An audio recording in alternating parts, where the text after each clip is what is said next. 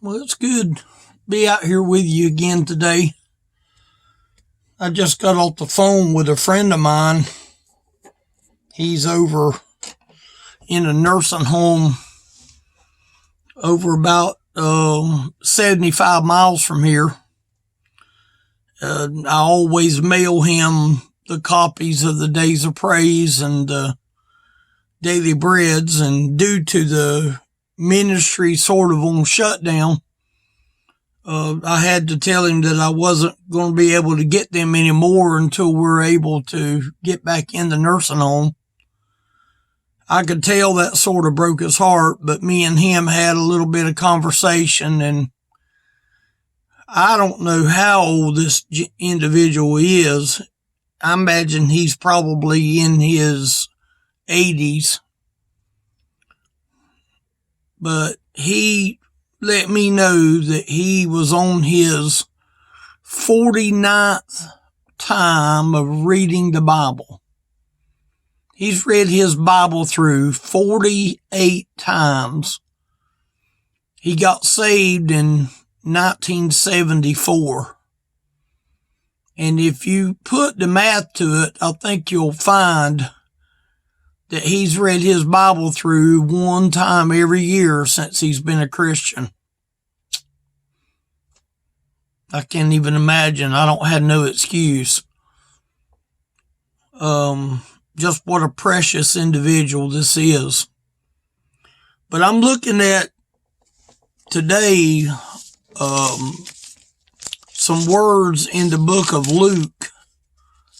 And this is at the very beginning of Luke, where Zacharias was writing and making some proclamations. I'm in Luke chapter 1. In verse 63, Zacharias mentions the name John. In verse 64, we see where people were amazed. You know, back then you named your children after the father. It was noised abroad in the next chapter or the next verse.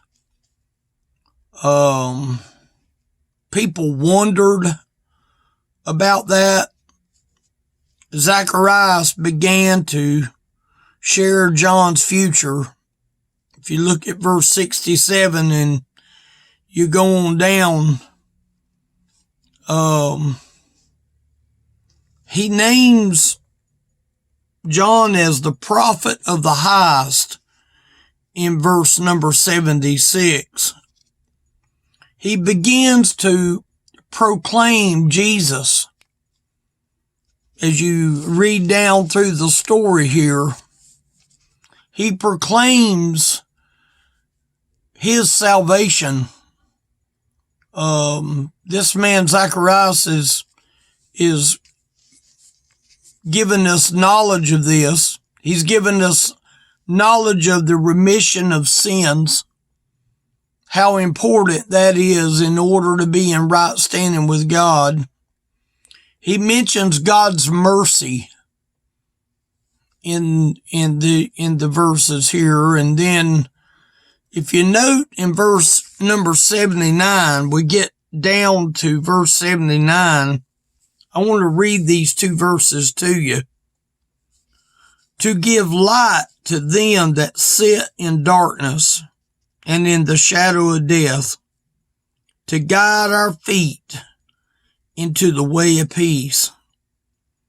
And the child grew and waxed strong in spirit, and was in the deserts till the day of his showing unto Israel.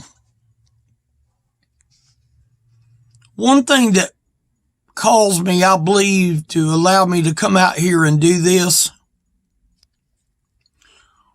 who do you know that sits in darkness today? That's the first thing I saw when I started reading this, that it just sort of popped like a balloon busting. Who sits in darkness in your world? Now, John had his mission to do all these things because it's talking about John.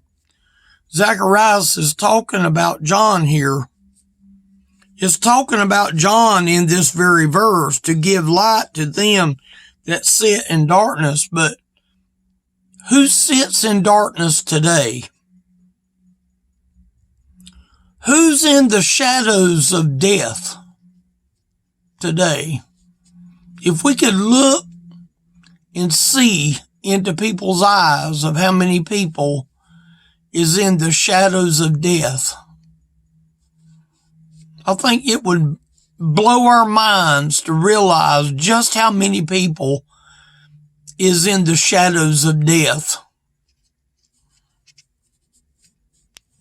There's people that are sitting in darkness. And here's the thing, they choose to sit in darkness. They decide to sit in darkness. And it could very well be that nobody has ever brought information to the ones that are sitting in darkness. And that's where I believe the church is going to be judged for, is when the church don't care about the lost person, then I think that there offends God more than anything else. When the church decides that the lost person doesn't matter, it's only my four and no more, it's only my family and no more. Who's guiding us to peace? You notice that it's talked about peace here, to guide our feet into the way of peace. Who's guiding us to peace? You know, I'm sad to say the church is lacking in so many ways, that they have their programs and they have their mission trips and they have their zeal of things that they want to do, but how many people is not in the way of peace because nobody is guiding them? See, John's job was to guide our feet into the way of peace. See, John's not here, but we are. The church is here. The Christian is here. Who's guiding the people to the way of peace? And then if you look up there at verse 79 at the very top, it says to give light to them that sit in darkness. Who's giving light to the lost? Who's giving the light to the lost person? How many people's going to enter into that place of heaven and has never witnessed for the Lord? They don't care to witness. You know what scares me more than anything else is when a person don't witness because they have nothing to witness. They've never been changed themselves. I find that a lot of people that are scared to be a true witness for God has never really been changed themselves, because if they was changed themselves, I believe they couldn't help but be a witness. I believe they couldn't stand it to not be a witness. But yet we pick and choose our places of witness. Note in that verse 80 right there, the last verse, he grew in age. He got older. When the Bible says he grew, the child grew, he didn't just grow just in spirit. He grew in age as well. And over time, he was strong in the spirit. He waxed strong in the spirit. That word wax meaning over a period of time. He waxed strong in the spirit. And you know what? When the Bible talks about him being in the desert places till the day of his showing unto Israel, I happen to believe that it was John and the Spirit. And I happen to believe that they very well could have been alone. Because I believe that John was someone that God wanted to treat maybe a little different than maybe some of the other disciples, some of the other apostles. This man, John, was a man that had a definite special position with the Lord. As far as I remember, he's the only one that died a natural death. He's the only one that died from natural causes of age. All the rest of them was killed, murdered, beat, stoned, crucified.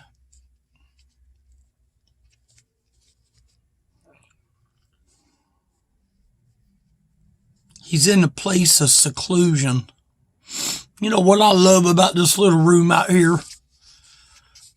I'm in a place of seclusion. I'm not bothered by anybody. Nobody's out here to bother me.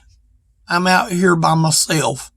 I'm out here with my Bible being open. I'm out here jotting things down.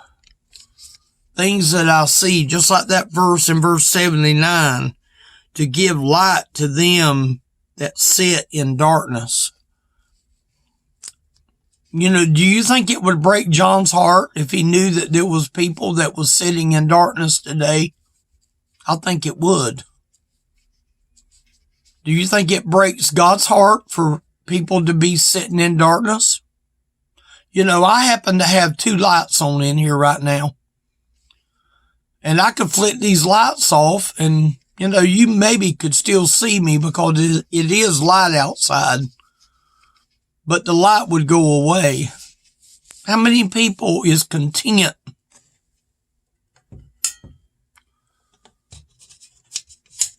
in sitting in darkness? See, y'all can still see me because I can see me.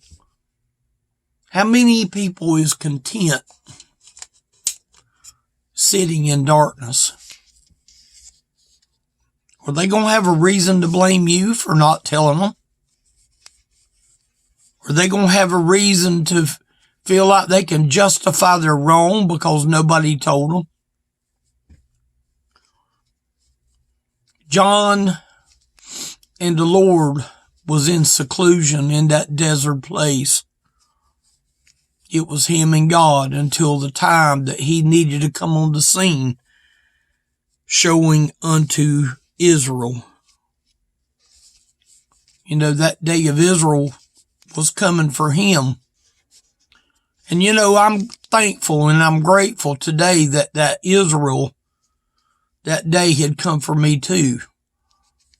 I don't have any more enjoyment than what I'm doing right now, because I have no earthly idea who I'm talking to. I have no earthly idea who I'm speaking to. I have no earthly idea who this message is going to help.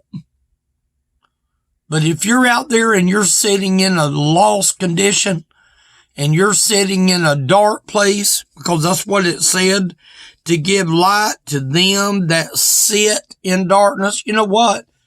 I happen to be sitting in this chair. I'm stationary in this chair. And yet people are content to sit in darkness. I would pray that you not sit in darkness. You don't have to.